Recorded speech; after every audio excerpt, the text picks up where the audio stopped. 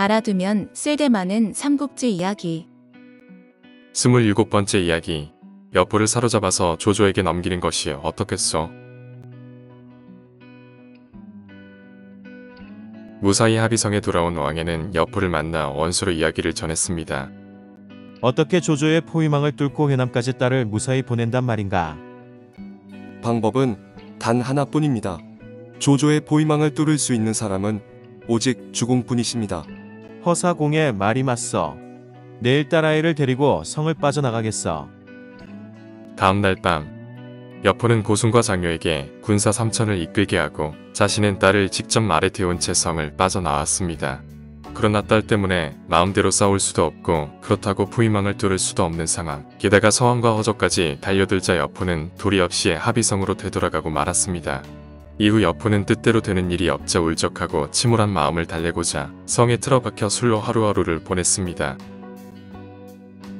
아직 조정의 기틀이 바로잡히지 않은 상태에서 허도를 오랫동안 비워두었소. 일단 허도로 돌아가 잠시 쉴까 하오. 제게 합의성을 함락시킬 계책이 하나 있습니다. 혹시 물을 이용하려는 것이 아닙니까? 합의성 주변에는 기수와 사수가 흐르고 있어 성을 공격하는데 애를 먹었습니다. 물의 흐름을 바꾸어 기수와 사수가 성 안으로 흘러 들어가게 한다면 적은 단숨에 무너질 것입니다. 조조는 크게 기뻐하며 군사를 동원하여 두 강의 둑을 끊어 합의성으로 물길을 돌려놓았습니다. 겨울에 차디찬 물살이 합의성을 덮쳤고 합의성은 순식간에 물바다가 되었습니다. 성이 물에 잠겨 위급한 상황에서도 술에 취한 여포는 부와 장수의 보고를 건성으로 듣고 흘렸습니다. 성 안으로 흘러들기 시작한 물은 계속 불어나 바닥은 흙탕물로 뒤덮일 정도가 되었습니다. 어느 날 겨울에 비친 자신의 모습에 충격을 받은 여포는 술을 끊기로 결심하고 군사들에게 금주령을 내렸습니다. 이런 상황에서 엉뚱한 일이 벌어졌습니다.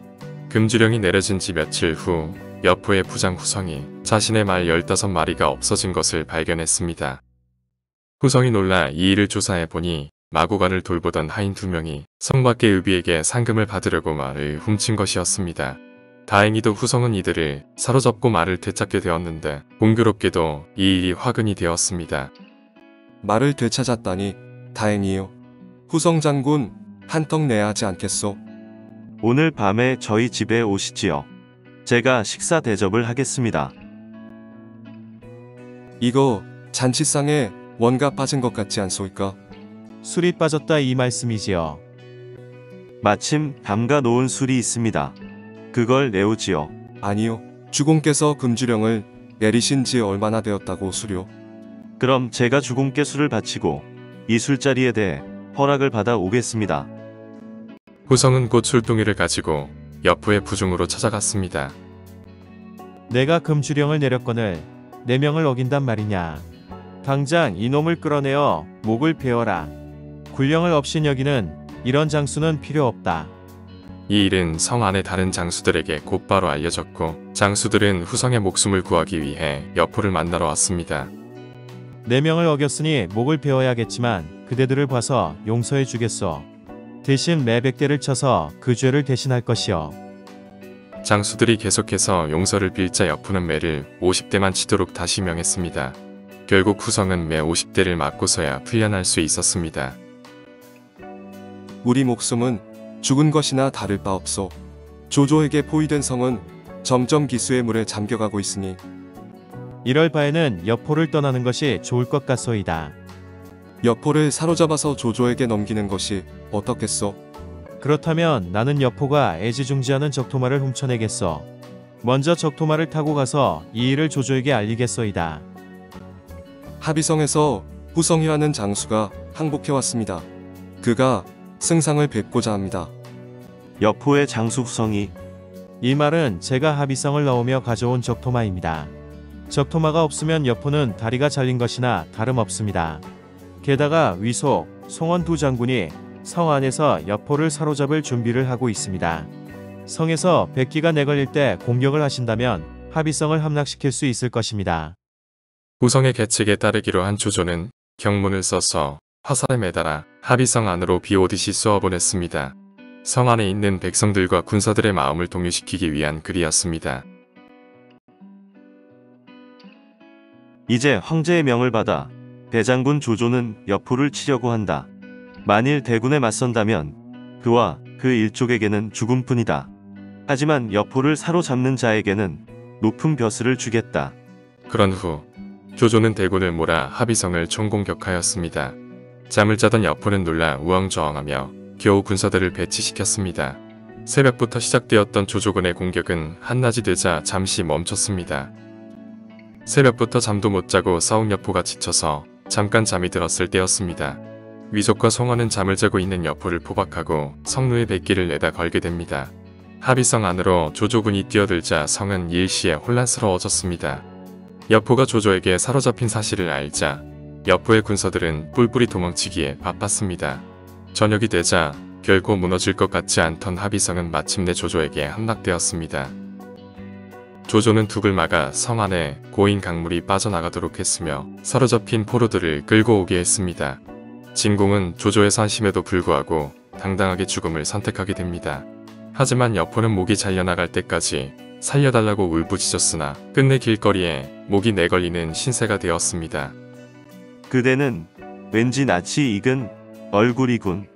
복양성에서 만나지 않았더냐. 그렇지. 그대도 잊지 않고 있었구나. 그날 불길이 더 크게 일었다면 오늘 내놈 같은 역적의 얼굴은 보지 않았을 텐데. 그 입 닥치지 못할까? 회장 주제에 감히 나를 모욕하는 것이냐? 장효는 합의성에서 가장 훌륭한 장수라고 할 수 있사옵니다. 장효의 목숨을 살려 휘하에 거느리시는 것이 좋을 듯 싶습니다. 나 또한 장효의 충성됨을 어찌 모르겠소. 그저 한번 시험해 본 것뿐이오. 조조는 장효를 묶고 있는 밧줄을 직접 풀어주었습니다. 장효는 자신을 위해 조조에게 간곡히 청하는 유비와 관우의 모습에 감격하여 순순히 항복했습니다. 진규. 진규는 자가 한유이며 동안말의 명사입니다. 진등의 아버지로 일찍이 패국의 재상을 맡았고 그 후에는 집에서 여생을 보냈습니다. 여포가 원술과 사돈을 맺고 싶어 하였으나 진규는 사람들에게 손가락질을 받는다며 애써 말렸습니다. 조조는 녹봉으로 2,000석을 진규에게 하사하고 그의 아들인 진등을 광릉태수로 삼았습니다. 그런 다음 그들 부자에게 안에서 도와줄 것을 부탁하고는 여포를 토벌하고자 하였습니다.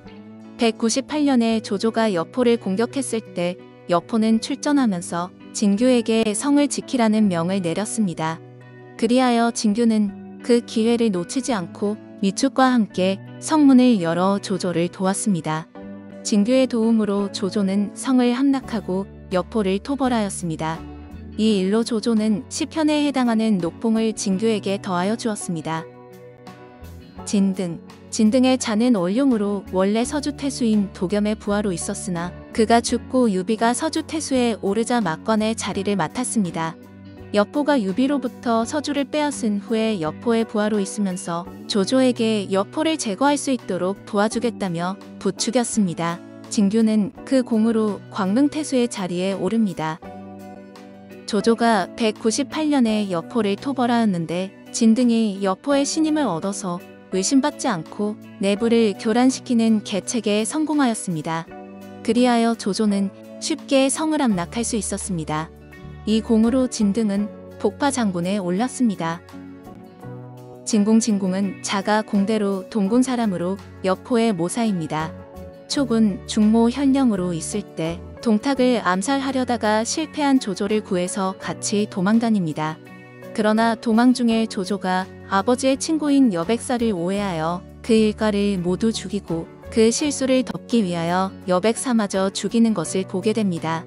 조조는 여백사를 죽인 후에 이런 말을 했습니다. 내가 세상을 버리게 될지라도 세상 사람들이 나를 버리게 하지는 않겠다. 진공은 이러한 조조의 비정함에 실망하여 그의 곁을 떠났습니다. 그 후에 여포의 모사가 되어 여러 계책을 내놓지만 번번이 여포의 우둔함으로 받아들여지지 않습니다. 조조군을 성 안팎에서 치려고 했을 때에도 여포의 처로 인하여 계획이 어긋나고 말았습니다. 198년 결국 합의성은 무너지고 여포와 진공은 조조에게 사로잡혔습니다. 조조가 지난날 어려울 때 함께했던 시간을 떠올리며 어찌 이 지경까지 되었는가? 라고 한탄하자 진공은 여포가 나의 말을 따랐더라면 일이 되지는 않았을 것이다. 라며 담담히 말하였습니다. 조조가 다시금 진공의 제주하시니가 아까워서 죽이기를 망설이자 진공은 스스로 형장으로 가며 끝까지 목숨을 구걸하지 않고 당당하게 죽었습니다. 28번째 이야기. 폐하의 활을 자기 허리에 깨차다니로 이어집니다.